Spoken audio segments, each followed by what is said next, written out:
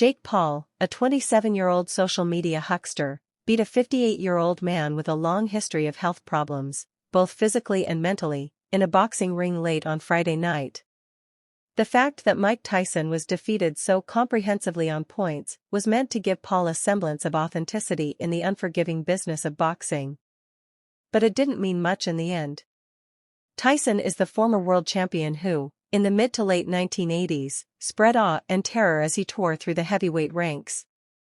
But, in the dog days of 2024, Tyson was trying to overcome years of abuse, after far too many drugs and far too much drinking, as well as recent troubling issues with a bleeding stomach ulcer and acute sciatica. 2 years ago Tyson was in such pain that he had to be pushed around in a wheelchair and, this May, he threw up so much blood on a flight that his manufactured scrap with Paul had to be postponed for 6 months. He now looks like he also has a bad right knee. This was Paul's opponent in a sad and abject bout. The fight had been reduced to 8 rounds, lasting just 2 minutes each, and that relative brevity offered a modicum of relief. Paul received the unanimous verdict by 2 scores of 79-73 and a shutout 80-72. The near-sold-out crowd at the AT&T Stadium was fiercely partisan in their early support of Tyson. 90 minutes before the ring walks, footage of Paul's arrival was greeted with a muted hum. But we then saw Tyson walking slowly to his locker room. His jacket was emblazoned with his famous old boxing alias, Iron Mike. The huge and sustained roar was strangely moving. Jake Paul and his brother Logan were driven to the ring in a customized Chevy lowrider, instead of making the traditional fighter's walk, to a stale old Phil Collins track. Tyson made a somber, brooding trudge, wearing a stark black top in a deliberate attempt to echo the menace which once defined him. It was the high point of a long night for the once formidable Tyson. He looked weathered and aged as he was introduced in the middle of the ring. Tyson came out with a modicum of intent and he soon caught the retreating Paul with a clipping left and a glancing right. He ducked under a few swinging punches, but Tyson was then tagged by a much sharper right to the head. It was already plain that any vague hope of Tyson being able to summon his once trademark ferocity belonged to a forlorn fantasy.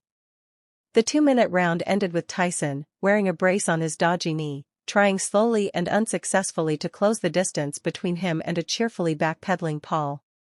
The second round was dulled by pedestrian exchanges, with Tyson looking bereft of any real intent while Paul landed a few decent punches.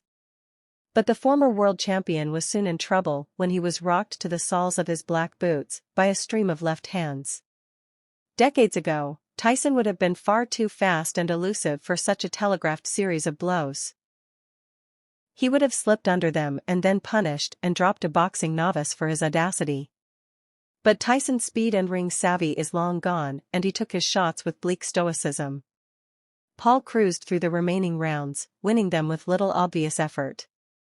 If he really did make $40 million, it must have felt easier than some of his teenage YouTube stunts, which made his name and early fortune. A muted, almost resigned atmosphere settled around the stadium. It was in stark contrast to the deep engagement the crowd had felt during the magnificent fight which Katie Taylor and Amanda Serrano had produced. The two women showed the meaning of elite boxing while Paul and Tyson plodded on through their tedious exhibition of fisticuffs. Booing resounded in the last 2 rounds as if the crowd finally accepted the bitter truth that this had never been a real fight. People headed for the exits even before the predictable scorecards were read out.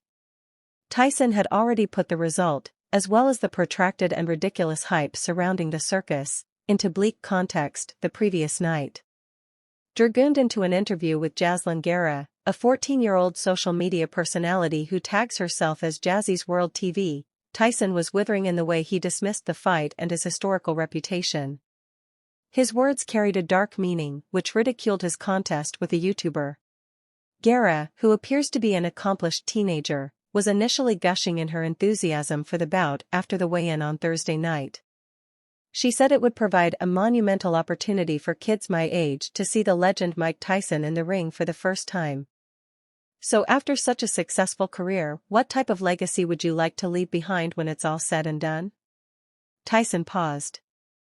It wasn't a terrible question, but he was in the mood to dole out a grim truth. Well, I don't believe in the word legacy, Tyson said. I think that's just another word for ego. Legacy means absolutely nothing to me. I'm just passing through.